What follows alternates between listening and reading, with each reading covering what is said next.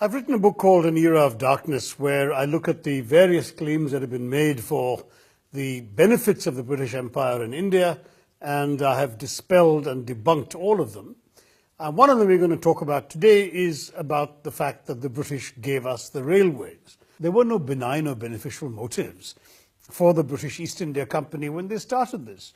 Way back in 1843, when trains had just been invented and were coming online in England, at that time, Lord Hardinge, who was the Governor General of India for the East India Company, wrote a memo, remember 1843, saying that the railways would be, and I quote, beneficial for the commerce, government and military control of the country.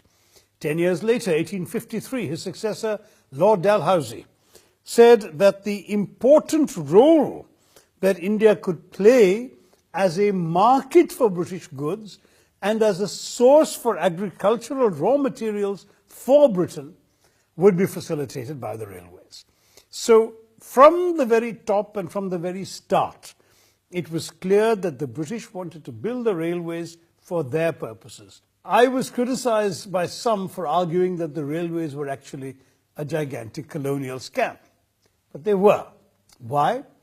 Because when the railways were built, the British did so at the expense of Indians. Indian taxpayers paid for the entire construction of the Indian railways, but the profits were all made by the English. The government guaranteed 5%. If the profits ever dropped below 5%, they were guaranteeing 5% that the Indian taxpayer would pay for. Now, 5% may not seem very much today. In those days, it was the single most profitable investment available in the entire London Stock Exchange for 20 years. But it was described as private profit at public risk.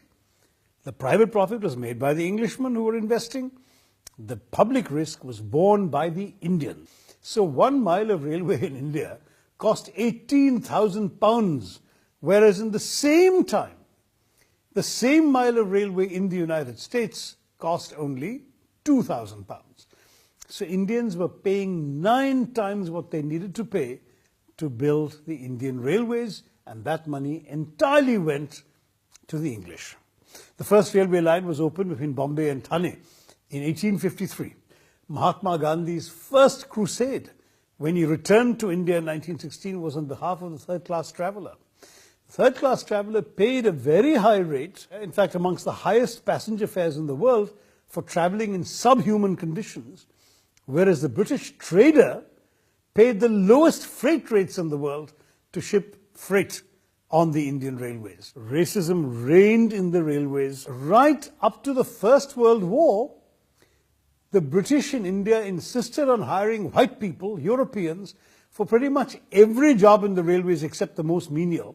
From the directors of the railway board to the ticket collectors on the trains, it was all white people.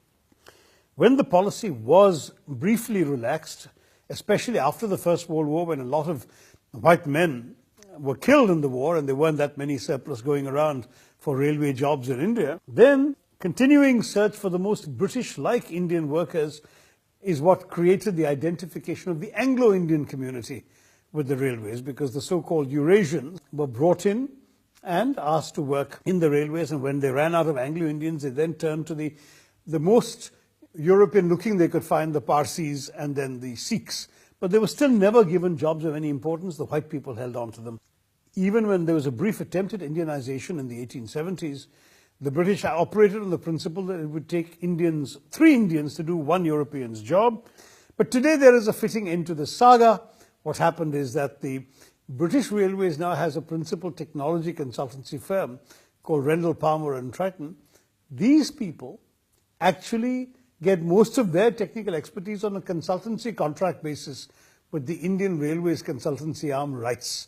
So Indian engineers are now advising the British on how to run their railways, but after suffering for over 100 years, or about 100 years of British discrimination.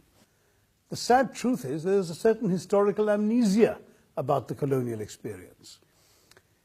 When this book came out, I read an article by a Pakistani journalist in London, whom I don't know personally, but she talked about raising 2 children in London in the best public school there, which is the best private school really, the way the British use the word, Westminster. And they majored in history, but they never read a line of colonial history. And I think that this kind of willingness to brush it under the carpet has to be confronted. It seems to me that we have to say to the people of Britain, ultimately, this is your history. You know that London has all these magnificent buildings. You ought to know what paid for them to be built there.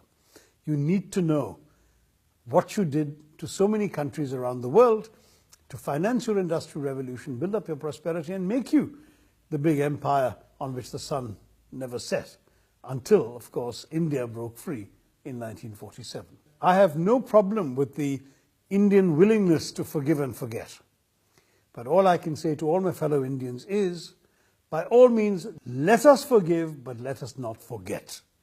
Memory and remembrance is very important. Let us know what our country went through for 200 years so we can be sure that it will never be repeated to us and to our people.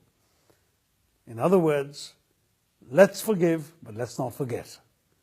Thank you very much. Jai Hind.